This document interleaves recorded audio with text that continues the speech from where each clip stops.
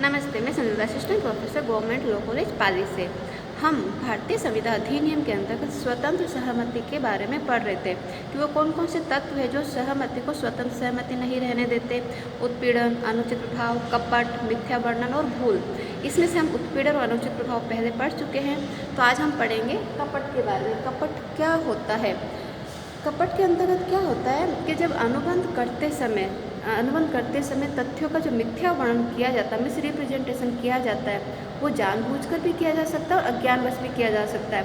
जब ये जानबूझकर किया जाता है, मिस रिप्रेजेंटेशन, मिथ्या वर्णन, तो उसे कहते हैं कपट। और जब ये अज्ञानवश किया जाता है तो सेक्शन 18 के अंतर्गत मिथ्या वर्णन के अंतर्गत आता है। तो आज हम ये जो जानबूझकर जो मिथ्या वर्णन किया जाता है, जो कि कपट के कैटेगरी में आता है, उसके बारे में पढ़ेंगे। कपट के बारे में सेक्शन 17 में दिया गया है। सेक्शन 17 क्या कहता है? सेक्शन 17 के अनुसार जब एक पक्षकार या उसकी मौनानुकूलता से, यानी पक्षकार है वो खुद या फिर वो चुप रहता है किसी महत्वपूर्ण तथ्य के संबंध में उससे, अथवा उसके प्रतिनिधि के द्वारा, उसके एजेंट के द्वारा दूसरे पक्षकार को या उसके प्रतिनिधि को धोखा देने के उद्देश्य से या अथवा उसको अनुबंध करने के लिए प्रेरित करने के अभिप्राय से निम्नलिखित कार्यों में से कोई कार्य करता है। यानी कि ये पक्षकार है, इसका एजेंट है, ये दूसरे पक्षकार को धोखा देना चाहता है या उसके प्रतिनिधि को धोखा देना चाहता है या फिर उन्हें अनुबंध में शामिल करने के लिए प्रेरित करना चाहता है। उसके लिए 5 कार्यों में से कोई एक कार्य करता है तो कहा जाता है कि जो पक्षकार है उसने क्या किया है, पक्षकार ने, उसके प्रतिनिधि ने क्या किया है, कपट किया है। कौन कौन से कार्य है? किसी तथ्य के संबंध में सुझाव देना जो सत्य नहीं है, जिसके सत्य होने का उसे विश्वास भी नहीं है। इसके संबंध में एग्जाम्पल दे सकते हैं, जैसे कि कोई एक शॉपकीपर है, वो डालडा घी बेच रहा है, परंतु वो कहता है, जो बायर है, जो सामान खरीदना है, उसे कहते हैं ये देसी घी है, देसी घी बताकर वो डालडा घी बेचता। तो यहाँ पर उसने क्या किया है, ऐसी बात बताई है जो कि सत्य नहीं है और उसके बारे में उसको पता है कि वो बात सत्य नहीं, मतलब उसको पता था कि वो डालडा घी है, पर तो क्या कहते हैं देसी घी है। तो यहाँ पर उसने क्या किया है, उसने कपट किया, उसने धोखा दिया, जानबूझ के धोखा दिया है। तो पहला तथ्य ये है, किसी तथ्य के संबंध में सुझाव देना जो सत्य नहीं है और जिसके सत्य होने का उसे विश्वास भी नहीं है। फिर किसी तथ्य को सक्रिय रूप से छुपाना, पूरा न करने के अभिप्राय से वचन देना, कोई भी अन्य कार्य जिसका उद्देश्य दूसरे पक्षकार को धोखा देना है, कोई भी ऐसा कार्य अथवा भूल जिसे राज नियम के द्वारा विशेष रूप से कपट घोषित किया गया है। तो इन 5 कार्य में से कोई कार्य करके दूसरे पक्षकार को धोखा दिया जाता है अथवा उसे अनुबंध में शामिल होने के लिए प्रेरित किया जाता है, तो कहा जाता है कि यहाँ पे कपट हुआ है। तो हम इनके बारे में, सबके बारे में डिटेल में पढ़ेंगे। अब हम पढ़ते हैं, इसकी हो गई डेफिनेशन, जो सेक्शन 17 क्या कहती है वो बताती है। अब हम इस जो कपट है उसके आवश्यक तत्वों के बारे में पढ़ेंगे, उसके अंतर्गत इन सबके बारे में भी डिटेल में जानकारी देंगे। इसके आवश्यक तत्व, यानी कपट के आवश्यक तत्व, सबसे पहला आवश्यक तत्व क्या है, कपट किसके द्वारा किया जाना चाहिए।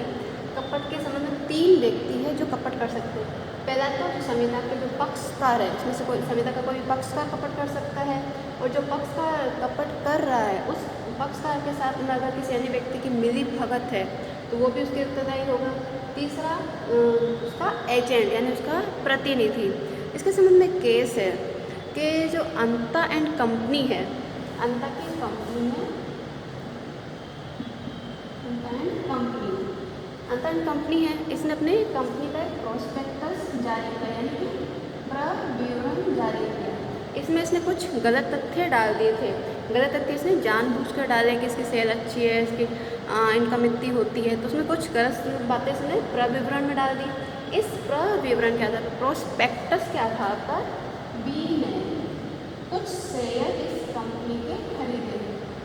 बाद में बी को पता चला कि जो प्रोस्पेक्टस है उसमें तथ्य गलत डाले गए हैं, तो वह कोर्ट गया और उसने जो शेयर खरीदे थे उसे रद्द करने के लिए उसने आवेदन किया। यानी उसने जो शेयर खरीदने का जो इस कंपनी के साथ जो कॉन्ट्रैक्ट किया था, कि इसने कहा था कि प्रोस्पेक्टस में इतनी अच्छी अच्छी बातें दी, मैं तुम्हारे साथ में इतने शेयर खरीदना चाहता हूँ, उसने कॉन्ट्रैक्ट किया।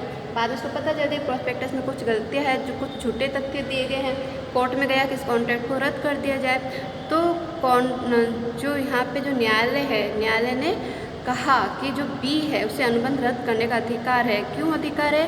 क्योंकि यहाँ पे जो संचालक गण है कंपनी के, यानी ए एंड कंपनी, इस कंपनी के जो भी संचालक गण है, यहाँ पे संचालक गण के द्वारा जानबूझकर तथ्यों का मिथ्या वर्णन किया गया है। जो जानबूझकर तथ्यों का मिथ्या वर्णन होता है वो कपट की कैटेगरी में आता है। अतः यहाँ पे जो इसके जो भी संचालक गण है वो कंपनी के प्रतिनिधि है, तो यहाँ पे बी को अधिकार है कि वो उसको रद्द करवा सकता है जो उसने अनुबंध किया था शेयर खरीदने का। तो यहाँ पे कौन कौन व्यक्ति कपट कर सकते हैं? जो कि कॉन्ट्रैक्ट की पार्टी है या फिर अन्य व्यक्ति जिसके पक्षकार के साथ में मिली भगत है। इसको अपन एग्जाम्पल से दे सकते हैं कि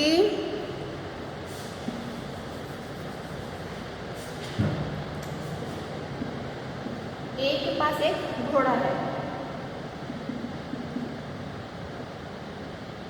बी इस घोड़े को खरीदना चाहता है। बी को लगता है कि घोड़ा बहुत अच्छा है, पर बी ए से पूछता कि घोड़े में कोई बीमारी वगैरह या कोई गलत आदत तो नहीं है, लात वगैरह तो नहीं मारता है। तो ए कहता है कि तुम सी से पूछो। तो यहाँ पे जो सी है वो सी कौन है? सी ऐसा व्यक्ति है जिसकी ए के साथ में मिली भगत है। ए कौन है? जो बी को धोखा देना चाहता है, जानबूझ के धोखा देना चाहता है, जिसके साथ में कपट करना चाहता है। तो यहाँ पे ये जो सी है ये क्या कर रहा है? ये भी बी के साथ में क्या कर रहा है? धोखा कर रहा है। इस सी की ए के साथ में मिली भगत है, ये दोनों मिलकर बी के साथ में धोखा कर रहे हैं। तो अन्य व्यक्ति जिसकी पक्षकार के साथ मिली भगत होती है।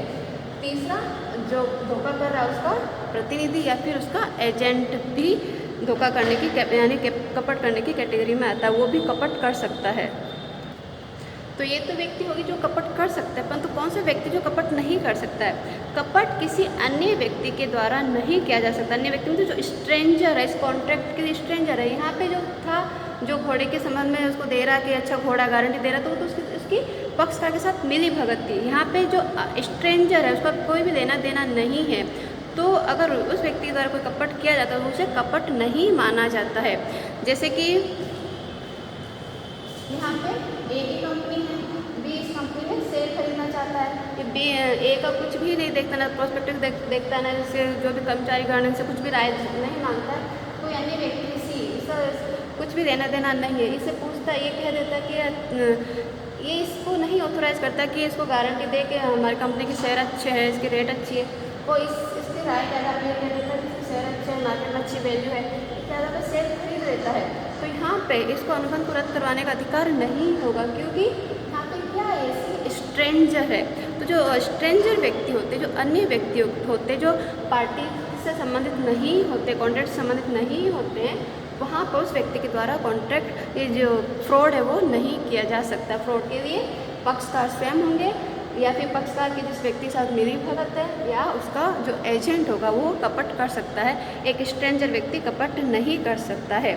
फिर दूसरा आवश्यक तत्व होता है कपट वाले कार्य। जो 5 कार्य बताए थे उन कार्यों के बारे में हम डिटेल में पढ़ेंगे।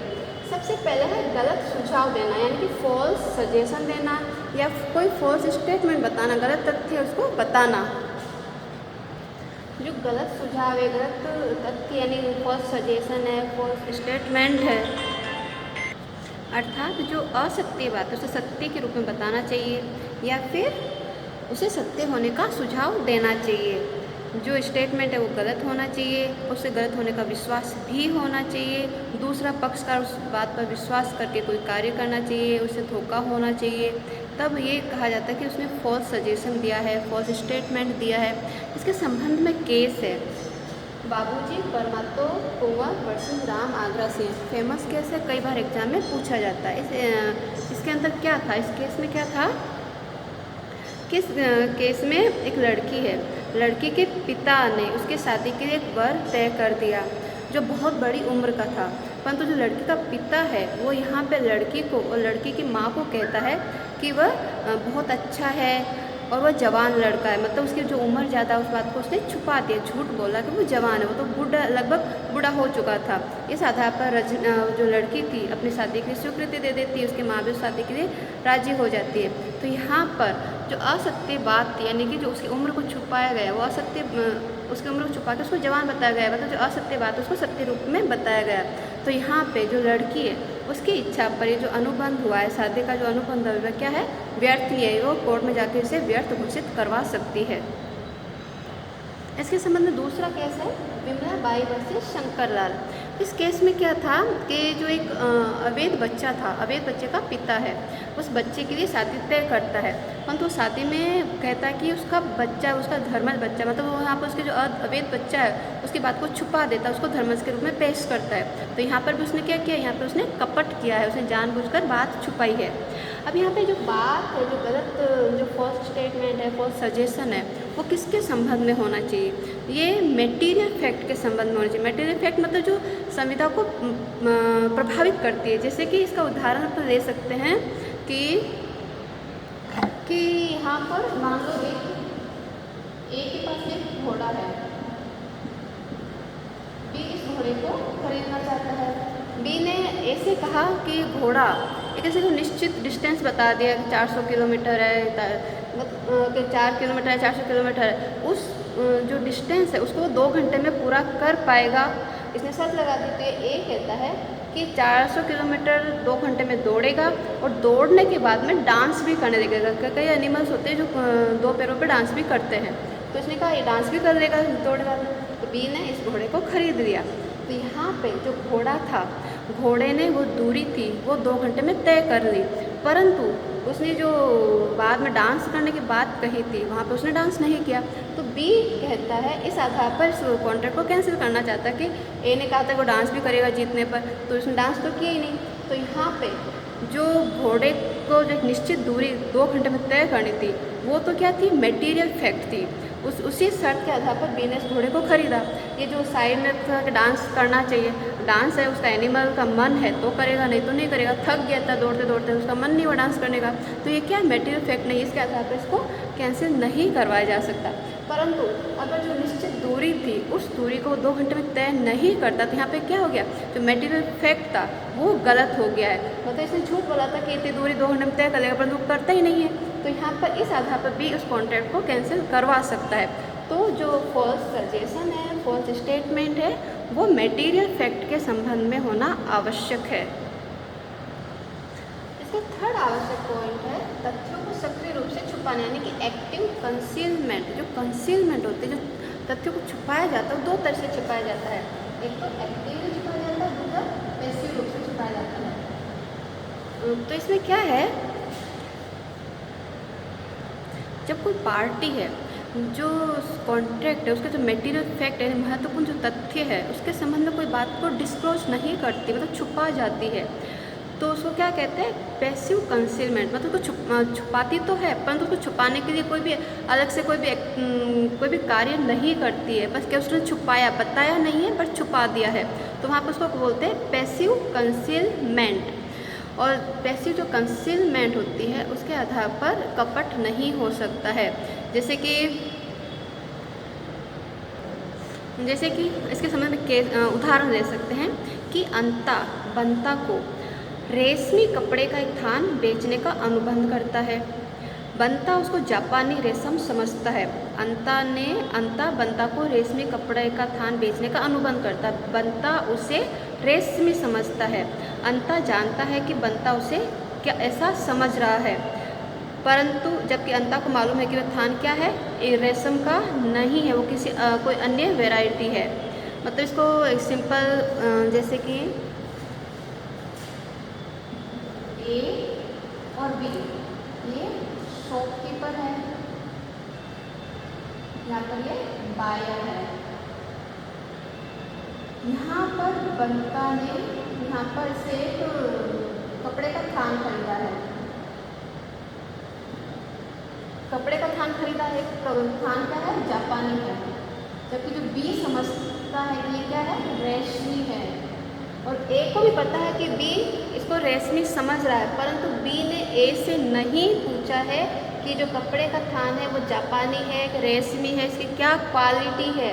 तो यहाँ पे जब बी को पता चलता है कि जो उसने थान खरीदा वो रेशमी नहीं है, वो जापानी है, तो इस आधार पर वो ए को दोषी नहीं ठहरा सकता है। क्यों? क्योंकि इसने क्या किया है, इसने पैसिव कंसीलमेंट है, इसके यहाँ पर पैसिव कंसीलमेंट है, तथ्य को छुपाया है। तथ्य को छुपाया है, परंतु इसने जो छुपाया है, कब इसका दोष होगा? जब इससे बी ने इससे पूछा है, पूछने के बाद में भी कहता है कि जापान, ये पूछता है कि जापान है ग्रेस और ये कह देता है कि जापान है, तब तो इसने फ्रॉड किया है। परंतु यहाँ पे इसने बी ने ऐसे सलाह ही नहीं मांगी है, तो यहाँ पर एक का कोई दोष है नहीं, यहाँ पे ये दोषी नहीं होगा जब तक बी इससे राय नहीं मांगता है और मांगने के बाद में ये गलत सलाह नहीं देता। यहाँ पे केवल इसने तथ्यों को छुपाया है, तो तथ्यों को छुपाने मात्र से कोई भी फ्रॉड नहीं होता है, जब तक कि पक्षकार का नहीं बोलना ही बोलने के बराबर होता है। ये हम पढ़ेंगे मौन द्वारा कपट, ये हम नेक्स्ट वीडियो में पढ़ेंगे, जिसमें डिटेल में पढ़ेंगे। तो यहाँ पे तो क्या था कि जो ए था, इसने कपड़े का थान इसको चेक करा दे, तुम चेक कर लो, और इसने पूछा नहीं, तो यहाँ पे ए दोषी नहीं है। अब ये तो हो गया पैसिव, परंतु यहाँ पैसिव में तो यहाँ पे दोषी नहीं होगा, परंतु जब सक्रिय रूप से छुपाया जाता है, सक्रिय रूप से छुपाने का हम एक एग्जाम्पल से समझ सकते हैं।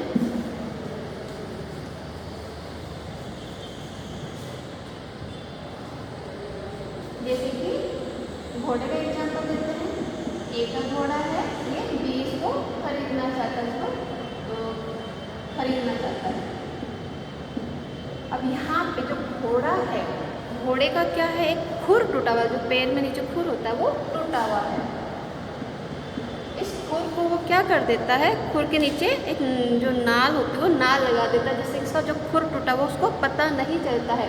अब भी इसको खरीदना चाहता है, इसकी जांच परख के कर लेता है कि सही है कि नहीं है, परंतु जो खुर है वो जो टूटा हुआ है वो उसके जो नाल के नीचे दब जाता है, तो उसके बाद उसको पता नहीं चल पाता है। तो थोड़े टाइम बाद में पता चलता है कि इसका खुर टूटा हुआ है। तो यहाँ पे ए ने क्या किया है, ए ने क्या किया है, सक्रिय रूप से इसको छुपाया। इसमें जो दोष था, जो सामान बेच रहा है, जो घोड़ा बेच रहा है, उसमें दोष था, उसको छुपाने के लिए उसने कुछ कार्य किया है, सक्रिय रूप से कोई कार्य किया है।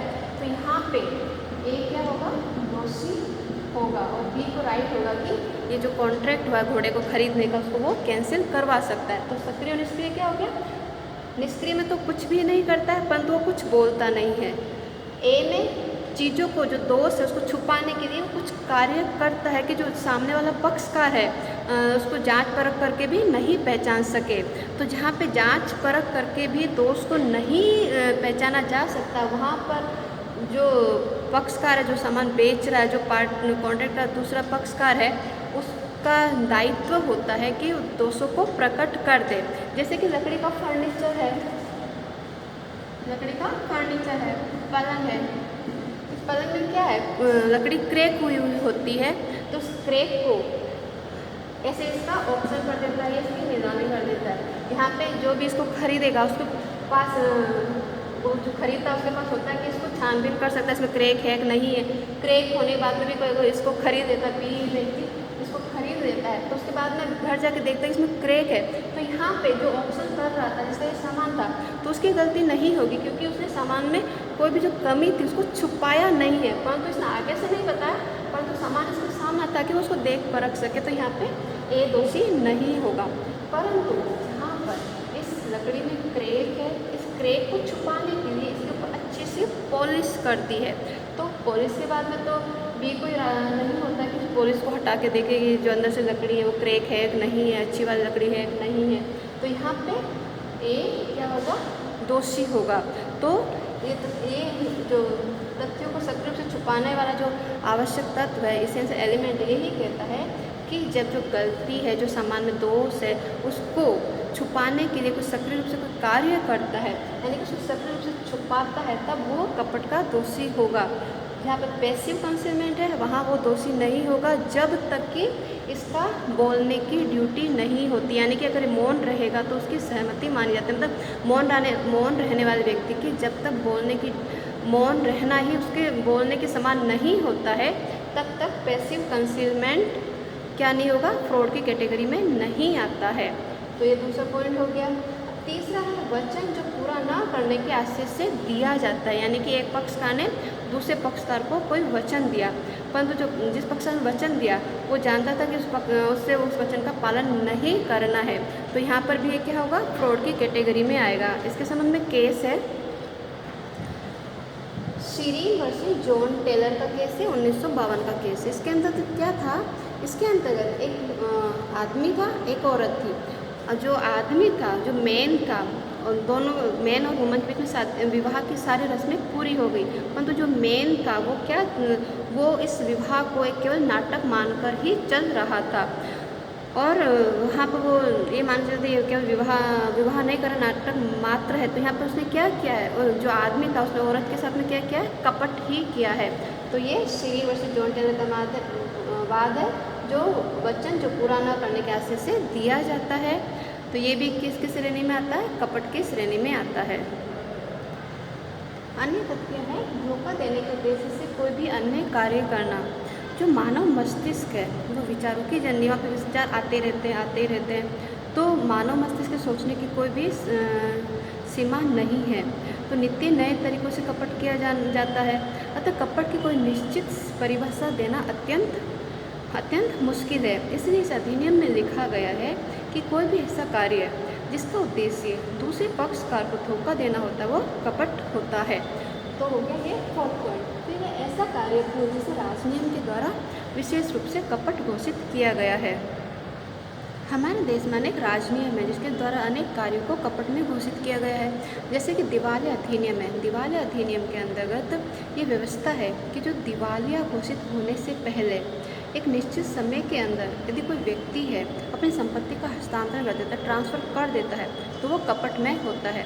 इसी प्रकार जो ट्रांसफर प्रॉपर्टी एक्ट है, वहाँ पे जो विक्रेता का ड्यूटी है कि जो वो जिस संपत्ति को ट्रांसफ़र कर रहा है उस संपत्ति में अगर कोई दोष है तो उसके बारे में वो डिस्क्लोज़ कर दे।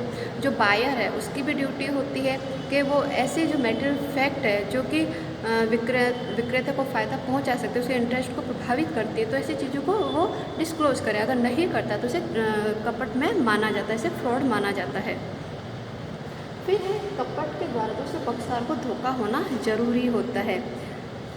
जब किसी एक पक्षकार अथवा उसके एजेंट ने कोई ऐसा कार्य किया है जिसका उद्देश्य धोखा देना रहा हो, किंतु दूसरे पक्षकार को उससे धोखा ही नहीं होता है, तो इसे कपट नहीं माना जाता है। कानून तो यह मानता है कि वह धोखा जिसमें किसी को धोखा ही नहीं हुआ तो कपट नहीं होता, यानी कि कपट के अंतर्गत दूसरे पक्षकार को धोखा होना आवश्यक होता है। इसके संबंध में एक उदाहरण है, घोड़े का ही उदाहरण है कि जो अंता है, अंता अपने अस्वस्थ घोड़े मतलब उसका जो घोड़ा था वो बीमार था, उस घोड़े को बेचने के आशय से डॉक्टर के पास जाता है, जानवर डॉक्टर के पास में, उसे ऐसा प्रमाण पत्र देता है कि घोड़ा स्वस्थ है और वास्तव के बाहर लटका देता है। फिर जो बी आता है, बनता आता है, बनता उस घोड़े को खरीद देता है, परंतु जो प्रमाण पत्र जो लटका हुआ था उसको देख के बिना ही वो उस घोड़े को खरीदता है। उसके बाद उसको पता चलता है कि जो घोड़ा है वो घोड़ा अस्वस्थ है। तो यहाँ पर अगर बी घोड़े को वापस देना चाहता हूँ, जो कॉन्ट्रैक्ट है उसको कैंसिल करवाना चाहता है, तो कॉन्ट्रैक्ट को कैंसिल नहीं करवा सकता है, क्योंकि उसकी जो सहमति थी वो कपट से प्रेरित नहीं थी। परंतु यदि वो प्रमाण पत्र देख कर घोड़ा खरीदता तो वो यहाँ पर कपट के आधार पर इस जो कॉन्ट्रैक्ट हुआ है घोड़े को खरीदने का उसको वो कैंसिल करवा सकता था। तो ये आज हमने पढ़ा सेक्शन 17 में कपट क्या होता है, कौन कौन से कार्य जो कपट की श्रेणी में आते हैं। Thank you.